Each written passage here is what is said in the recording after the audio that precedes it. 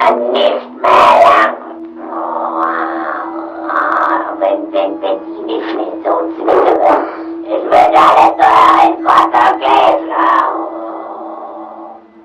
who is ready to talk about possession? It's against God's will, you know. I will admit it's something that I do not talk about a lot on my channel because I don't necessarily subscribe to the idea of possession or that somebody can be possessed, basically because I haven't seen enough proof of it. But we'll get into my own personal thoughts about it in just a little bit. For today's video, I want to talk about possession, what it is, and talk about a case that I thought was very interesting. Now, the reason why this case is really interesting to me is because it involves an actual mental health professional. For me, when I look at possession cases, I haven't seen enough documented video evidence to really believe in possession. And I always just go right to it being a mental health disorder of some kind, like schizophrenia or, I don't know, even maybe multiple personality disorder, something like that. Something where these people could take on a different personality, speak differently than they normally would, and present themselves like they are possessed, but in fact, it's just a mental health disorder. Connect the cuts. Connect the cuts, connect the cuts. Does that make sense at all? Sometimes I feel like I'm just talking in circles. But anyway, I like this case for the mental health aspect of it. Some people may or may not know that there are stages to possession, and I think a lot of people know about it now because of the movie The Conjuring. To the 3 stages of demonic activity: infestation, oppression, and possession. I think that movie really brought to light that there are different stages of possession, but for those of you who aren't as familiar, I want to go over the 3 main stages really quick for you. I know in some literature there are more than 3 stages, some title them differently, but this is the most common 3 stages that I've found. The first stage is manifestation and infestation, which is really hard to say. I've had to say that like 300 times to get that right. Manifestation and oh my god. The first stage is I can't even do it. Now this can take place anywhere, in a car, in a home, on an object, in a forest, anywhere that an infestation can occur. And when I say infestation, I mean of spirit, aka demon, not rats, rodents, bugs. During this phase, the negative entity or demon will present itself to its potential host. This is the period in which the demon will seek approval to stay in its surroundings or environment. And to do that, it may disguise itself, often as a loved one of yours that has passed away, or something innocent like the spirit of a child. Can you help me? And like I said, during this period, its goal is just for you to allow it to stay within your home or your environment. Stage number 2 is oppression. This is when it will make itself known that it is a demon and moves more into an aggressive attack mode.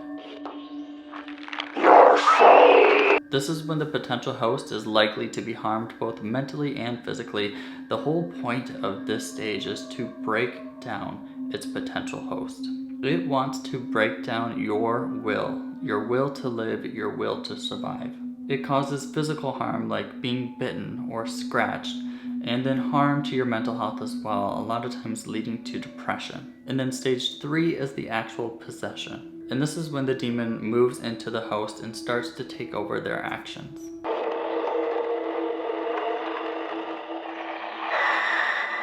During this period, the main goal of the demon is to get that person to harm themselves or to harm others. Now, what does a possession look like? Some common signs that somebody may be possessed is that they are having night terrors or odd behaviors. They'll have a negative reaction to prayer or holy objects. And lead us not into temptation, But deliver us from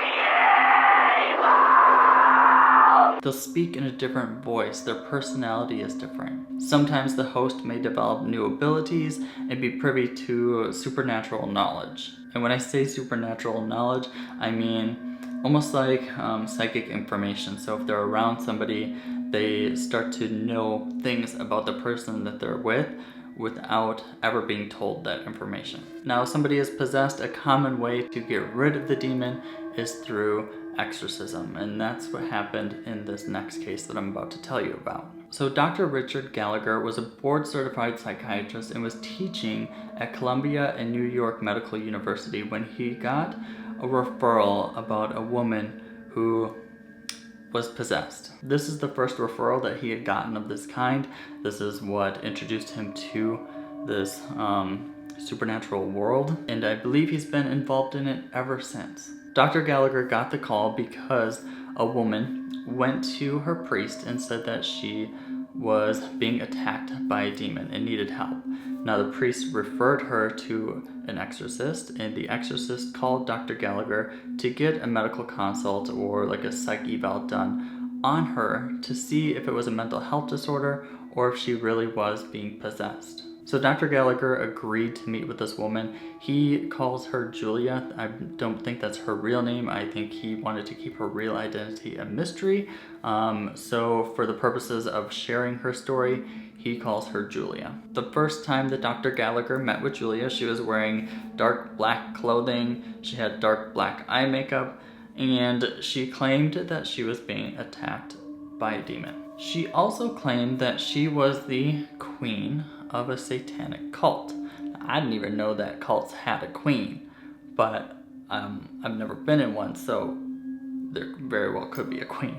Now you think to yourself, well, if this person is the queen of a satanic cult and now has a demon around her, why would she want to get rid of it if she worships Satan and dives into that kind of dark world? And when Julia was asked about this, she said she was conflicted. Part of her wanted to be free of this demon. After doing a full mental examination, Dr. Gallagher determined that she did not have any mental illness. And part of this determination was because of the supernatural abilities that he had witnessed when she was around. He claims that when Julia was around, weird supernatural things would happen, like objects flying off of the shelves. She would know personal information about him that she couldn't have known. And his cats in his house would always act very strange and fight with each other whenever Julia was in the house. He said that Julia would take on different voices.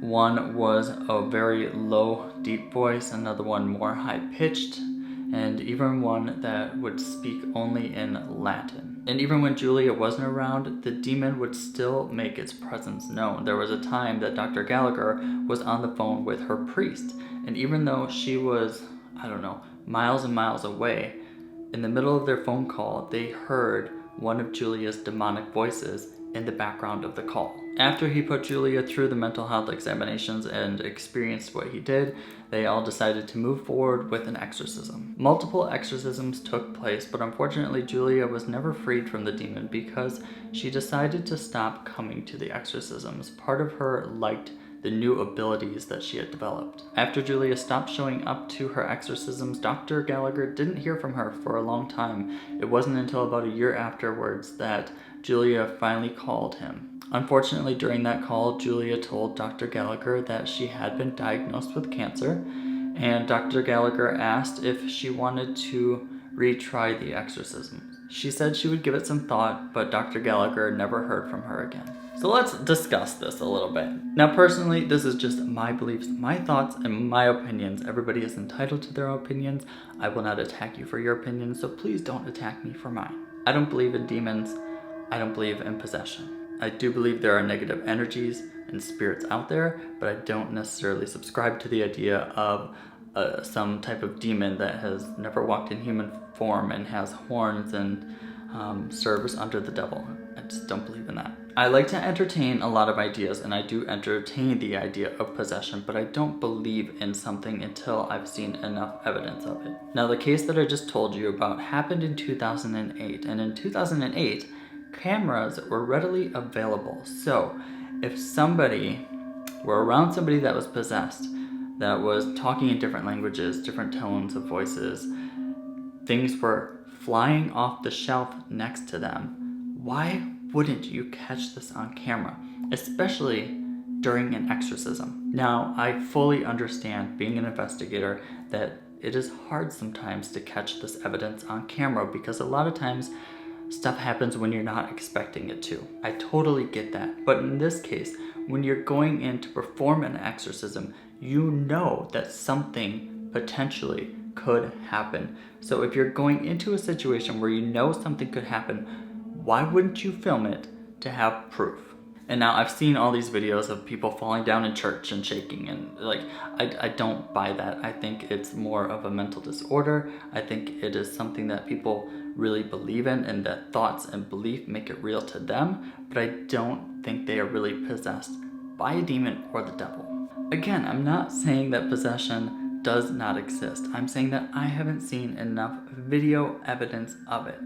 I'm sure other people out there may believe differently and have experienced exorcisms or possession, and it's very, very real to them. And that's okay. If you have some proof that you want to show me, I'm more than open to looking at it. I would love to see something like that happen. I want to see somebody getting exorcised and shit just flying around the room. But yeah, if you know somebody that you think is possessed, let me know. I want to do like an interview or something. I would love to just sit and talk to a person that believes that they are possessed. I would love to see what goes on around them. I would love to feel the energy around them. I do believe that the more that you're in the field of the paranormal, you pick up on certain energies, and when you go into an area that is haunted or has a negative entity in it, you can definitely feel that energy in the air. So I would like to see what it feels like being around somebody that believes they are possessed. So like I said earlier in the video, I did like this case because it came from a clinical psychiatrist. I do like that he ran medical tests on her and put her through psychiatric evaluations. I think that's very important in these cases to rule out any type of mental health issue and determine if it could possibly be a possession. I think in these cases where people think they are possessed, I think a lot of times it is a mental health related issue and not really a demonic entity. There are a lot of different diagnoses out there which could cause somebody to act or speak differently, to get a rush of adrenaline and gain this ample amount of strength. There are a lot of different mental health issues out there that can cause or develop some of these symptoms that we see in possession cases. So that's why I think a lot of it is due to mental health related issues, and sometimes even just the power of suggestion and thought. But I would like to hear your thoughts and opinions. Do you think Julia really was possessed? Do you think possession is real? Do you think an exorcism can cure somebody of possession? Let me know in the comments below. If you enjoyed this video, make sure and hit that like button. If you're new, subscribe, and I'll see you in my next video. Bye.